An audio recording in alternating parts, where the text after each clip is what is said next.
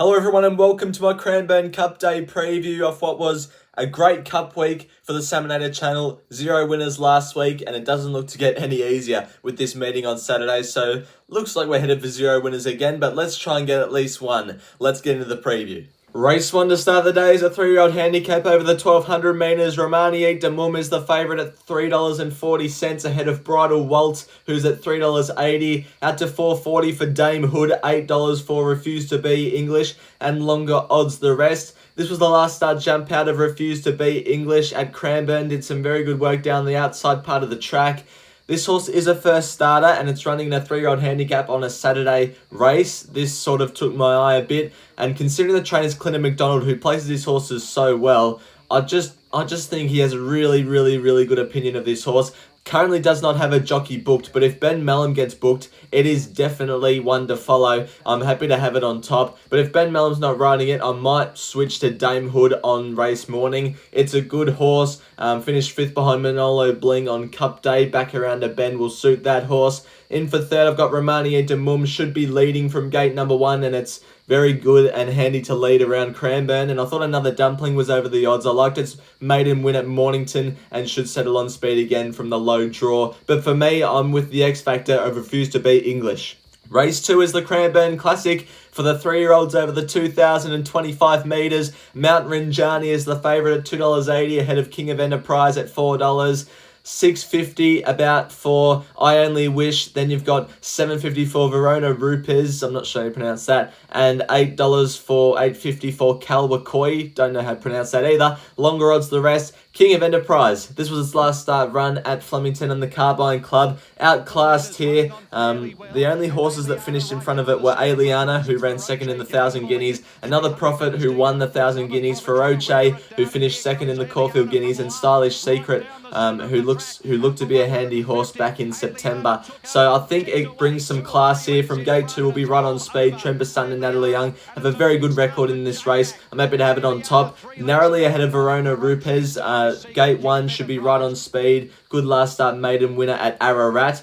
In for 3rd, I've got I Only Wish. This horse is oh so consistent. Yet to win a race, but has looked likely it's past, well, all starts in its career, I should say. From gate 6 will be on speed, has the class to win. And then in for 4th, I've got PayPal Army. I think this horse is over the odds, can tie the form into the favourite Mount Rinjani and gets a little weight swing off Mount Rinjani on the last start performance, so I think it can run well. King of Enterprise for me in race 2. Race 3 is a benchmark 70 over the 2,540 metres. Ahuriri is the favourite at $3.10 ahead of the Genius, who we part own, at $3.90. $7 about for Staunch, $8.50 for Rick's Cafe. Then you got $9.50 for Duke of Hastings, and longer odds the rest. My best of the day comes up in this race, and I hate to do it against our own horse, but I'm with Ahuriri. I've made it the best of the day. This was its last start run in the benchmark 96 2800 race on Cup Day, where it only finished 2.5 lengths off Garachico. This just is superior form to what it faces on Saturday. It's a weak field in this race. Gate 7 will be around midfield, back in distance to the 2500 suits. It should be running well. Only minor query is Cranbourne, and that it's such a tight turning track for a big mare like Ahuriri, but I think it's a good chance and probably should be winning. The Genius, look, he's won at Cranbourne before. Blake Shin goes back on, off the week back up, low draw, sets up for a good performance. This was always planned before its run last Friday night at Moonee Valley. It was always planned to back up. So it's not like he's come through that Moonee Valley run last Friday night astonishingly good and they've decided to back him up. This was always planned before last Friday night, so that's why I think he's a little bit of a risk. He was stopping at the end of 2,000 metres last start. I'll be surprised if he won, to be honest. In for 3rd, I've got Staunch. This horse will roll forward and bring some decent form behind Pittsburgh Pirate last start in the Ararat Cup. And over the odds I thought was Carburin, 4th up in trip, can see a peak performance. But for me, Ahuriri, the best of the day. Race 4 is a benchmark 70 over the 1,300 metres. The favourite is Dual Pressure at $5 ahead of Overactive and Electrona, both at $6. Out to $6.50 for Gallant Prince, and longer odds the rest. I am with Gallant Prince. This was its last start run at Pakenham. It was first up on this occasion of the 1,400 metres, got to the front and held them off, all bar Rubology on the line. Now, the step back in distance to the 1,300 metres should suit this horse. It's fitted for that first up run. Gets in here with the the lightweight of 56.5 kilos for Jamie Mott. Should roll straight to the front. Blinkers go on again. I think Gallant Prince will be hard to beat on Saturday. Only minor query is it might be running into a headwind down that back straight there. And it looks one of the likely leaders, so that might be against it, but I think it's good enough to win. Electrona should get a cozy map from gate 3, just needs luck in the straight and it'll be running well. Has never missed the top 3 on good tracks before in its career. I've got Overactive in there for third. This horse, now third up, is ready to peak. Ben Mellum goes on, and that's a good booking. And then in there for fourth, I thought Hennessy Lad was over the odds. Gets a 3 kilo claim for Emily Posman and was a decent return at Kyneton the other day and brings some form around Overactive. So that can be tied in well, looks over the odds. But for me, I'm with Gallant Prince in race 4. Race 5 is a benchmark 70 over the 1,000 metres. Trapeze Warrior is the favourite at $4.50 ahead of Charmed Run, who's at $7.50. Then you've got out to $8 for Harry Got Styles and also Sisterhood. $8.50 for Fishin', longer odds the rest. Trapeze Warrior, this was its last start run at Flemington, where it finished under a length, beaten by Pisanello. And Pisanello's a pretty good horse. You can tie the formula with dual pressure as well, but I think Trapeze Warrior, now third up, is ready to peak. Gate 5 looks for a good map right up there on speed, and that's really suitable for the Cranbourne 1,000 metre setup. So I'm happy to have Trapeze Warrior on top ahead of Charmed Run, who I thought was really good at the Valley last start, sat 3 wide, no cover, and still managed to win. Now gets a 3 kilo claim and is on its home track, which I really like. Only minor queries that it's a jet first up, 3 from 4 first up, and is 0 from 2 second up. So it might drop away, but I thought it did well to win last start. Harry Got Styles off the week back up, over-raced a lot last week over the 1,100 metres. Back to the 1,000 metres will suit. Gate 4 suits as well. And then in there for fourth, I try and remember who I've got. I'm pretty sure I have got Grand Larceny in there for third. I've just seen his name. He's actually in for third. I thought he was really good behind Charmed Run first up in that same race. And even though it's still a tight track around Cranbourne, big odds for a horse that is mixing his form around the some of the more favoured horses in the race. So that's my top 4.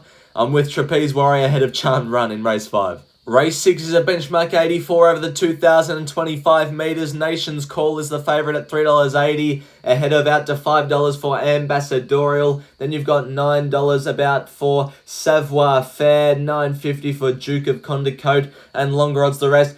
This was Ambassadorial's last start run up in Sydney, where it led over the 2,000 metres and was brave in defeat.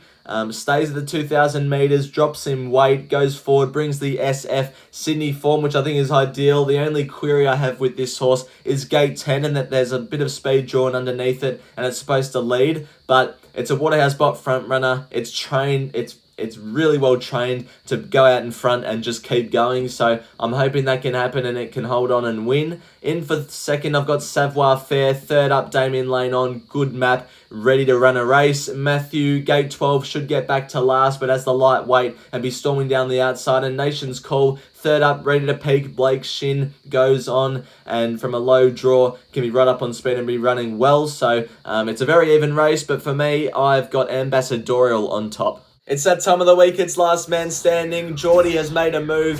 He's still in second, but he's only about $25 off Sammy up the top, and we're all doing the chasing work. So Sammy, having a $50 spend, is going for 20 the win on Nation's Call, 20 the place on Uncle Bryn, and then he's got a $10 all up the place with the horses Harry Got Styles, Marwallick, and Air Assault. And then moving on to Geordie, he's having 50 the place on Light Infantryman. Moving on to Cole, who's been winning the most in most recent weeks. Cole has. He's got 50 the win on starts now in South Australia and 25 each way on Trapeze Warrior. I've gone for 100 the win on Ahuriri. And then Braden, he's going for it. He's having a $100 all up, going for Harry Got Styles the place, Barraquil the win, Air Assault the place, and Light Infantryman the win. So if that gets up, he'll be right back in it. That's what we're doing for Last Man Standing this week. Race 7 is the Fillies and Mares Pendant over the 1,400 metres. Tis Invincible is the favourite at $3.80 ahead of Kona Sana. who is at $4.20. Marble Arch is at $6.50. And then you got Floozy, who's at $7, and Brazen Lady at $8.50. Longer odds the rest. I think this is the best form reference that Tis Invincible and Kona Sana came out of the Hong Kong Jockey Club Stakes. Now, the track was playing very leaderish and towards the fence this Cup day, so I think Tis Invincible and Kona Sana were both suited, but Tis Invincible gets a little weight swing on Kona Sana off this performance. Ben Mellum goes on. I think it maps better than Kona Sana, so that's why I've elected with Tis Invincible over Kona Sana, but I think it's a very even race. I'm not too confident on who will win. I've got Brazen Lady in there for third. This horse brings some good form, maps well, can settle closer, and around the tight turning track of Cranbourne, it should be suited and be running well. And Just Do It, I thought was over the odds, finished well behind Mar Wallach last start in the Ararat Bowl and looks to map closer from gate number 5. Tis Invincible for me, the classy mare of the field in race 7. Race 8 is the Meteorite over the 1,200 metres, $1 million race. Barraquil is the favourite at $2.70. Ray Magnerio and Nadal are both at $6. Arkansas Kid is at $7.50, and longer odds the rest. I tried to get this favourite beaten, but I just kept coming back to Barraquil. This was his last start run down the Flemington Straight in the VRC Classic behind Sunshine in Paris. Didn't handle the straight in my opinion, and this was its only defeat on good ground in its career. It's 4 from 5 on good tracks. Last time it was on a good track around a bend over 1,200 metres was the McEwen Stakes, where it beat I Am Unstoppable by 3 lengths. Just far superior form. Gate 8 will be on speed, and I think it should be winning based off its most recent form. The only thing that can get it beat is that it's been up for a long time, and you've got other horses like Nadal and Ray Magnerio just starting to peak into their preparations, so that could be the only thing that gets Barraquil beat, but it's the classiest horse in the field. I was on Nadal last start, and I was pretty happy with how it ran. It was pretty unlucky. Gate 10 will be storming down the outside. Ray Magnerio looks to map well from gate 4, can be right up there on speed and giving its all again like it always does. And then in there for 4th, I've got Robrick. This horse split Ray Magnerio and Nadal last start, and it's a big price. Gate 7 will be charging home. But for me, I'm with Barraquil to take out the Meteorite. Race 9 is the listed Cranbourne Cup over the 1,600 metres. It's a Wild Night is the favourite at $4.80, ahead of Globe at $6. And you've got Running By at $7.50, out to $8.50 for Pinstriped, and longer odds the rest. Pinstripe comes through this last start run at Flemington with Von Hawk.